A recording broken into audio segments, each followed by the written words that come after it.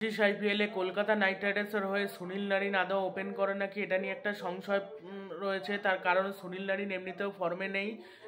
Abu Dhabi night রাইডার্সের হয়ে কিন্তু জঘন্য খেলছে, একেবারে একদম ফর্মে নেই। ব্যাটিংটাও ভালো করতে পারছে না, মানে ব্যাটিংটাও শেষ দিকে করতে পারছে না, বোলিংয়েও ফর্মে নেই, ভালো ফিল্ডিং করতে পারছে না, একেবারে অফ ফর্মে রয়েছে। এটা একটা কলকাতার জন্য চিন্তার বিষয়। 2025 আইপিএলে শোনা যাচ্ছিল যে সুনীল নারিনকে নিয়ে নাকি ওপেন করানো হবে, কিন্তু সে যদি ফর্মে না থাকে তাকে সুনীল নারিনকে দিয়ে ওপেন করানো হবে কি করে? এই জন্য সুনীল নারিনকে দিয়ে ওপেন করাতে পারবেন, এটা হয়ে গেছে সমস্যা। এটা একটা সব থেকে বড় সমস্যা এসে হাজির হয়েছে সুনীল নারিনের ব্যাপারটা নিয়ে। সুনীল নারিন যদি ফর্মে থাকতো তাহলে আলাদা ব্যাপার ছিল, বোলিং না করতে বলো, তাকে ওপেনার হিসেবে খেলানো যেত। কিন্তু এইদিকেও সমস্যা।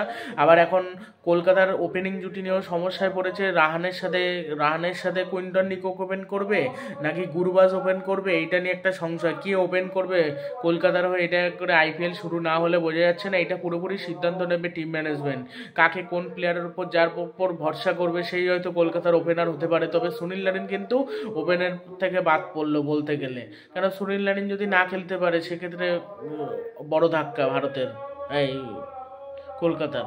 তো এখন দেখা যাক কাকে দিয়ে ওপেন করায়। ভিডিওটি ভালো লাগলে চ্যানেলটি সাবস্ক্রাইব করবেন এবং ভিডিওটি ভালো লাগলে শেয়ার করতে ভুলবেন না।